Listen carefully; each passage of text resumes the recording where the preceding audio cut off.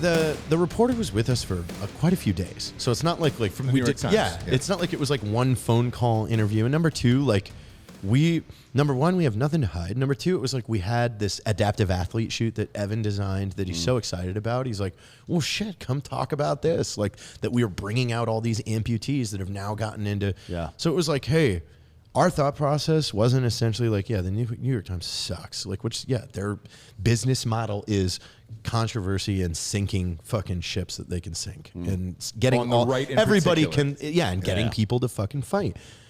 And the statements that a lot of people are mad about, Evan was making from a direct question that was, what do you think about the people you lost as customers back in November when the whole Kyle Rittenhouse thing hit? And man, from our perspective, like again, changing that perspective, we faced crazy attacks from Proud Boy factions.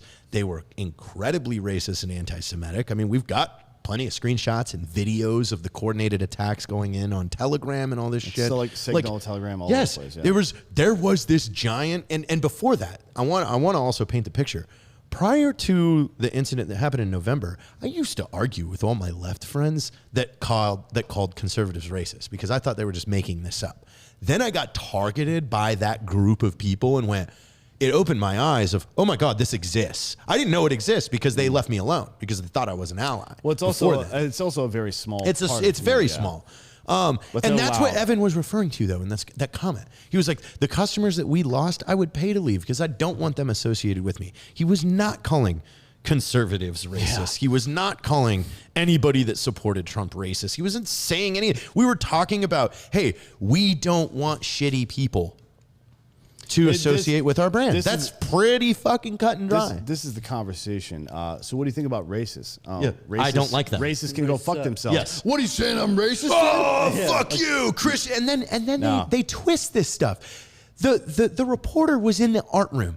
There is thousands, 3,000 different designs. You've seen Gary's office. It's a fucking, it's a masterpiece of fucking, I've seen of amazingness. Brain. Yes. So there is a pile that says hold. And on top of that pile was the design that Evan had done up with St. Michael. He's the patron saint of paratroopers with an SBR putting his foot on Satan. The reporter goes, why is that on hold? He's like, well, we were told by the legal department that this was added to the DOD's banned extremist images. He's like, so we're going to look into that before we launch it. That was the conversation. Yeah. Why would we look into it before we launch it? Because we don't want Black Rifle Coffee as a brand added to a banned item on the DOD's list, saying if they came out and said you cannot display Black Rifle Coffee in a government facility, that affects our AFES stuff, all the stores on bases. Like that is so detrimental to the business. It also empowers racists to think that they have a large corporate ally somewhere. Like, hey, they won't really say it, but because they printed St. Michael, they're in. But that turned into, and this is where stupid, I will call you fucking stupid if you were part of this, that Evan was the deciding person that said St. Michael was racist. No, I jumped with a St. Michael pennant. Evan jumped with a St. Michael pennant. Matt had a St. Michael pennant. All of us were fans. That's why he was creating the art. We were just told, hey, this was added to a DOD banned list. Okay, well, let's look into it. And then also, let's look into why. Another argument. If it's 5 people doing it, then we'll publish the thing. But if it's like 10,000 assholes that started some militia group in the woods that hate black people, then we're not going to publish that. Fuck that shit. Yeah. Why would we do? But that turned into, why would you cave to the DOD? Like, I'm sorry, what argument is that? Why would you cave to the DOD? Like, no, I just explained it.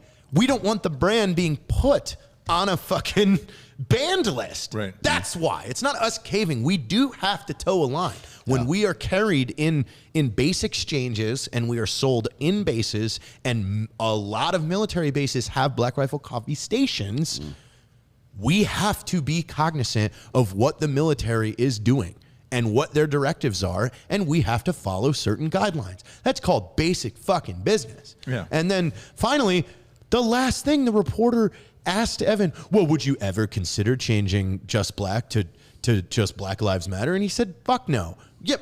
But that somehow circulated the internet with a BLM bag and, oh, look, they went woke. They said they would make this bad. No, we didn't. Like, you can't even come at us with real information. Yeah. Now, I will give them this.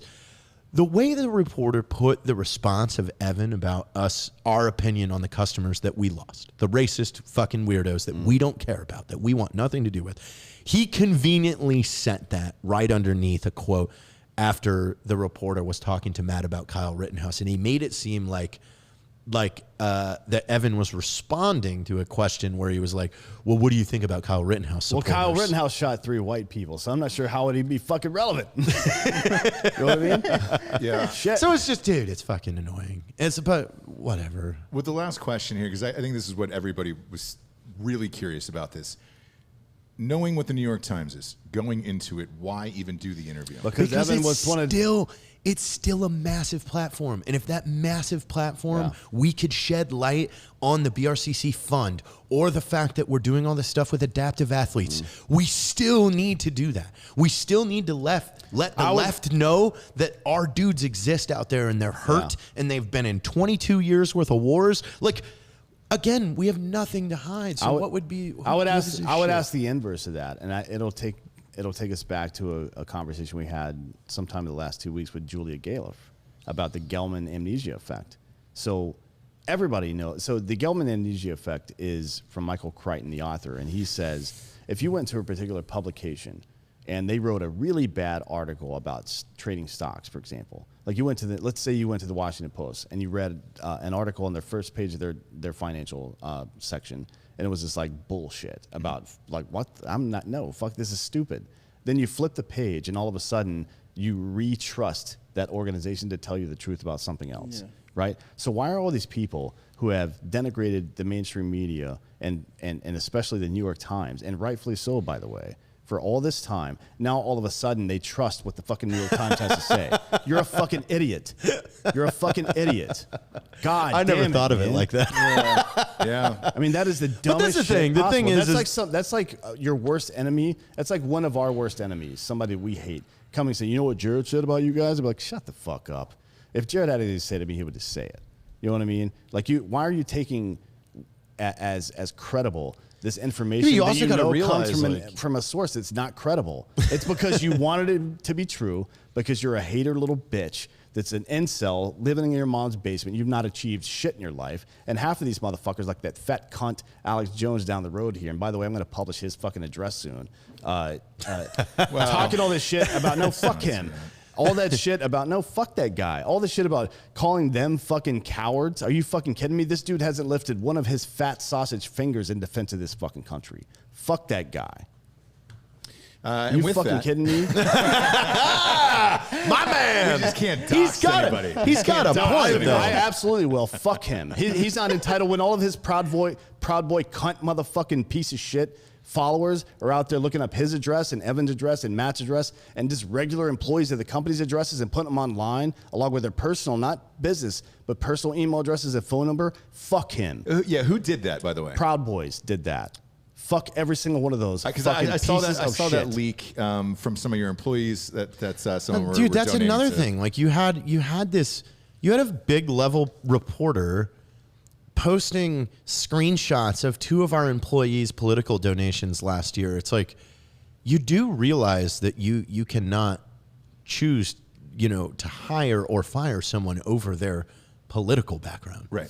Like, and I don't care. And that's what I get. That's what doesn't make sense. We don't care here is anyways. We just hire at off the one talent. second they beat their chest about how they're patriots and about freedom, and in the same breath they fucking talk about anybody that says anything good about the left can fucking burn in hell. It's like, shut up, you nerds. You're a bunch of fucking nerds. That's the sound of somebody that's never sacrificed a goddamn thing in their life. No, or doesn't even understand that you've literally been conditioned to be as polarizing as you are right now. Yeah. You are falling for the trap. It's fucking and pathetic. We don't, because we don't care.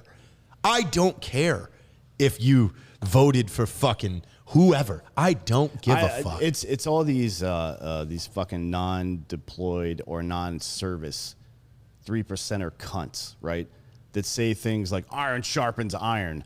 hanging out with a bunch of fucking other fat retards like yourself that all think the same. That's the iron that's sharpening the iron. Are you fucking kidding me? The pillar of progress, Dan. The pillar. You can suck my dick, and all the companies out there. It's a lot. It's also though what we've seen is like the fucking the guys that we're talking about, the asthma.